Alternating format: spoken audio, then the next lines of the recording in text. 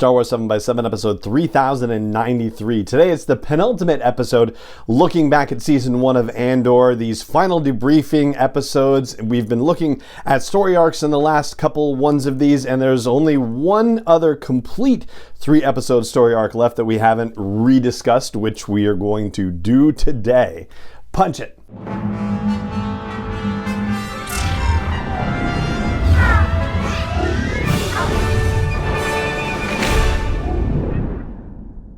Hey Rebel Rouser, I'm Alan Voivod and this is Star Wars 7x7, your daily dose of Star Wars joy. And thank you so much for joining me for it. So as with the previous couple of episodes, we're going to kick things off with a little bit of Scoundrel business revisitation. So, just as a quick reminder, as we've been discussing streaming numbers, we do not have complete numbers. Nielsen is giving us estimates. That's where we're pulling this data from, but there's nothing out there. There was a joint called Samba that was putting out information, but they are also taking samples from smart TVs that were definitely not the whole constellation of how people are viewing things. Only Disney Plus knows exactly how many views the Andor series is getting, how many views each episode is getting, what the ups and downs of that are. But Nielsen's estimate from the outside seems to suggest that viewership may have jumped significantly from the first 3 episodes going to the next to the 4th episode. Basically, there were something like 624 million minutes viewed for episodes 1 through 3, which if you break it down by episode, that's 208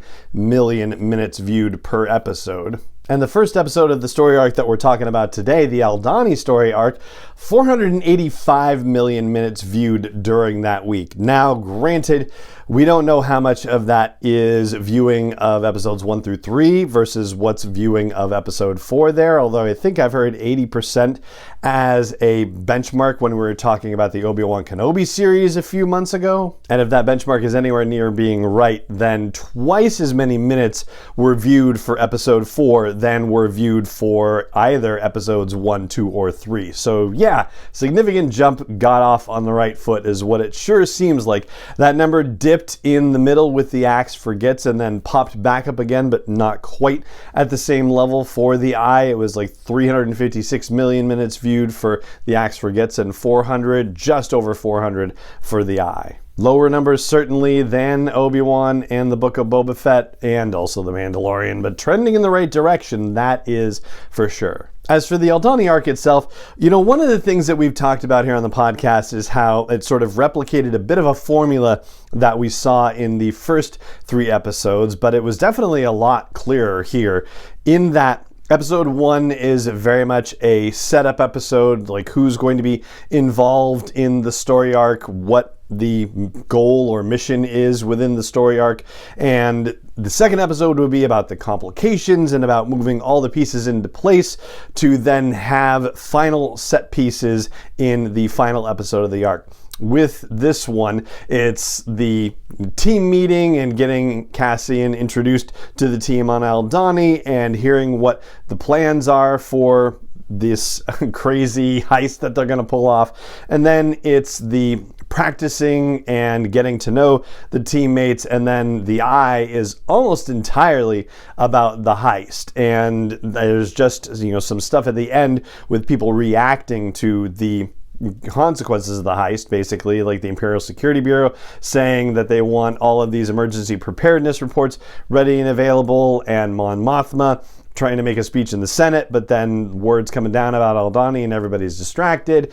Luthen Rail hearing about it from a random customer talking in the antiquities shop and then going back into his back office and going bwahahaha over it. But the real work of this story arc is not so much about the Aldhani heist, although that is, of course, a significant part of it, but it's really about laying the groundwork for the conflict that's going to happen later on in the series. In particular, we are finally introduced to the Imperial Security Bureau in this arc, and we're also introduced to the political machinations going on within it. Specifically, the argument between Blevin and Dedra Meero about jurisdiction over what's happening on Ferrix. And we find out that, I guess, almost in a similar way to Grand Admiral Thrawn, Dedra Meero is not about politics. That's not her thing. She is only about getting to the right result and doing the investigative work necessary to achieve her ends.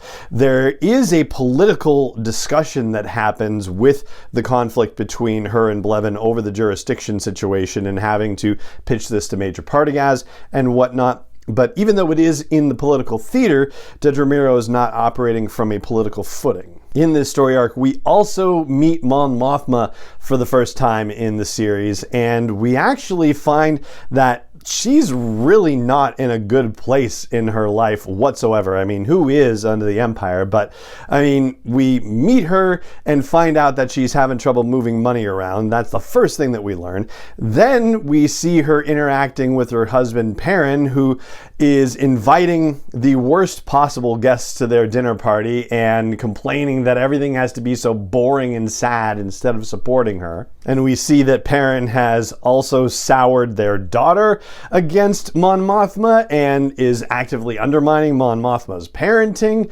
Yeah, Mon Mothma is set up to be in, a tighter and tighter confined situation where she is not able to do what she's really trying to do, which is resist the Empire. She has no help from Luthen Rael with her money situation. She has no help from her husband, can't trust him whatsoever, and he won't even support her on the family side of things. She is about as isolated as it gets, and the one person who might sympathize with her is her cousin Vel, who is off fighting the good fight. So what this arc does functionally is set Mon Mothma up for having to make the more fraught with consequences kinds of choices that she makes later on in the series. We also get to see a very subtle Empire, which expands our idea of what the Empire is capable of and how they operate. For example, on Aldhani,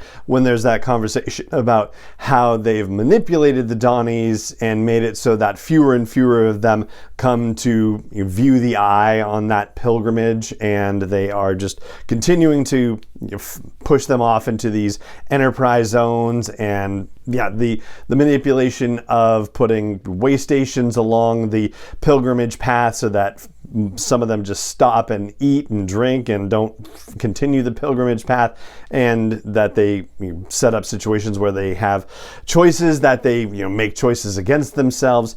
Then on the side over with Ferrix and the Preox Morlana Corporate Authority, you have them more outright expressing their authority and taking hold of the whole system, putting it under Imperial control and kicking the Preox Morlana people out of the way. You don't necessarily see how bad they will get just yet, but they're certainly doing bad enough things like taking over a hotel and using it as their base. I'm sure the hotel owners were probably not very well compensated for that. And this Captain Tigo who says, I want to be made a prefect.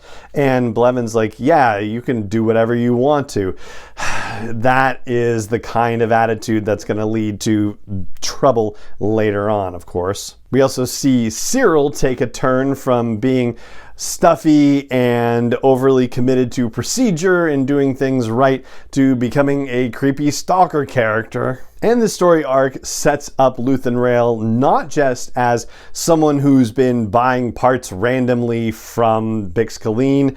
He is actually at the center of a web of rebel activities. And we also find that out from Dedra Meero's investigations. We're given the inkling that, maybe he's involved in some of these other theft situations. And we also get it from him bringing Cassian to Aldhani, and the situation where he talks to Mon Mothma, and when she's saying, I don't have enough money, I'm having trouble moving it around, and he says, well, I have many mouths to feed, right? So he's got a lot more irons in the fire than we were led to realize when we first saw those 3 episodes. So I think ultimately I've come to reevaluate my assessment of the sort of self-contained nature of this particular story arc.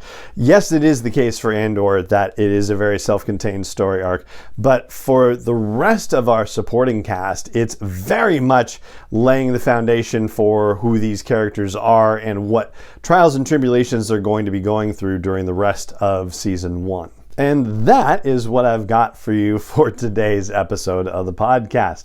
It just remains for me to say thank you so much for joining me for it, as always, and may the Force be with you wherever in the world you may be. 7x7 is not endorsed or sponsored yet by Lucasfilm Limited, Disney, or 20th Century Fox, and is intended for entertainment and information purposes only. Star Wars, the Star Wars logo, all names and pictures of Star Wars characters, vehicles, and any other Star Wars related items are registered trademarks and/or copyrights of Lucasfilm Limited, or their respective trademark and copyright holders. May the Force be with them. All original content is copyright 2021 by Star Wars 7x7. We hope you love it.